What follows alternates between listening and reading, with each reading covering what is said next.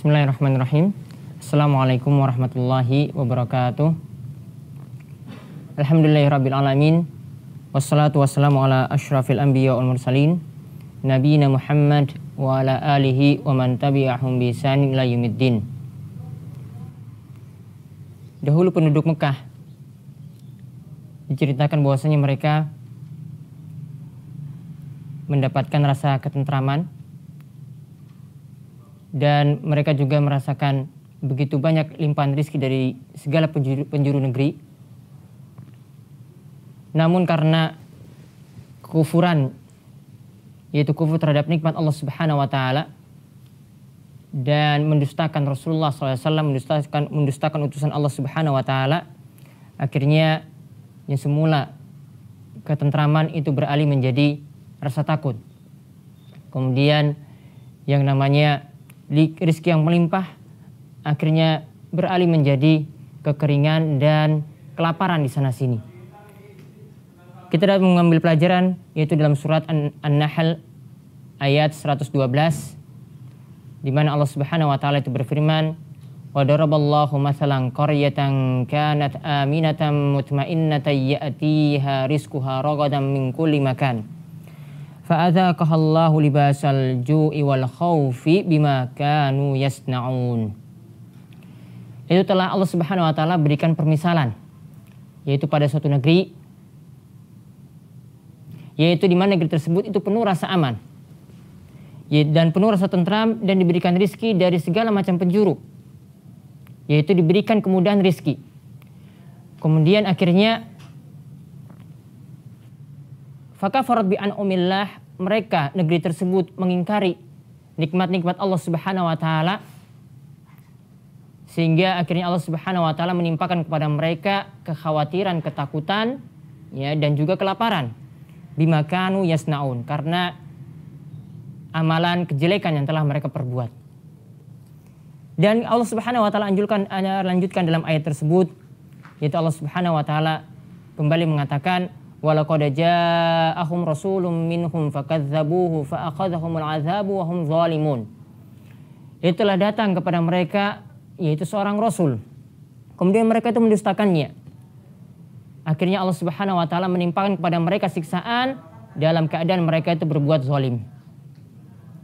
Maka kita dapat mengambil pelajaran dari ayat ini dan juga keadaan penduduk Mekah dahulu, bahwasanya negeri yang aman, negeri yang penuh ketentraman dan penuh limpahan rizki, itu bisa berubah menjadi keadaan yang sebaliknya.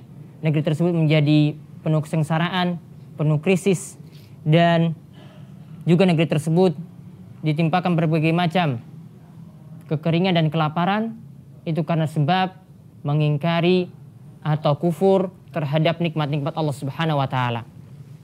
Dan di antara bentuknya juga Allah Subhanahu wa Ta'ala katakan dalam lanjutan ayat tadi, yaitu karena mendustakan Rasulullah sallallahu alaihi wasallam. Maka kita lihat keadaan suatu negeri ada yang kekeringan, yaitu negeri tersebut tidak dihiasi dengan tanaman hijau, pegunungan yang hijau, tapi Allah Subhanahu wa Ta'ala masih memberikan limpahan rizki berupa minyak yang begitu melimpah. Karena mereka mau bersyukur kepada nikmat Allah Subhanahu wa Ta'ala, mereka mendakwahkan tauhid dan mereka mengajak umat untuk kembali kepada Allah Subhanahu wa Ta'ala. Akhirnya Allah Subhanahu wa Ta'ala memberikan berbagai macam nikmat. Namun ada keadaan yang lainnya, ya, keadaan yang sebaliknya. Ada negeri yang kelihatan subur, kelihatan hijau. Ya, kita lihat pegunungan di mana-mana, ya begitu hijaunya. Kita lihat tebing-tebing, ya, bukan hanya batu yang menghias tebing tersebut, tapi juga dihiasi dengan tanaman-tanaman yang hijau.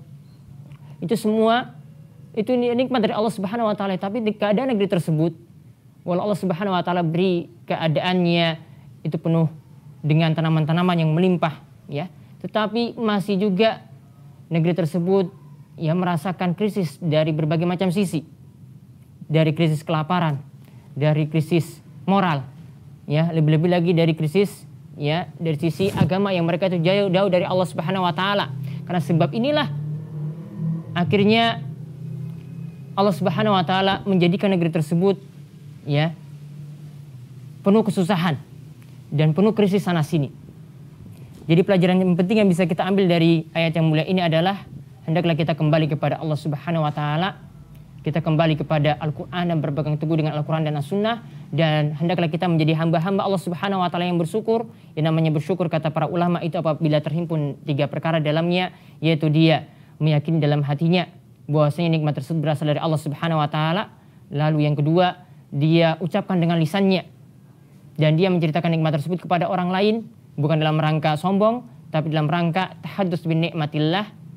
Kemudian yang ketiga, dia merealisasikan atau dia menggunakan nikmat tersebut untuk melakukan ketaatan kepada Allah Subhanahu wa taala. Maka dengan kita merealisasikan syukur kepada Allah Subhanahu wa taala dan kita membenarkan ajaran Rasulullah SAW, berbagai macam berita kita itu benarkan, berbagai macam hukum kita laksanakan, berbagai macam larangan kita itu tinggalkan, maka niscaya akan datang berbagai macam nikmat dari Allah Subhanahu wa taala. Demikian, wassalamualaikum warahmatullahi wabarakatuh.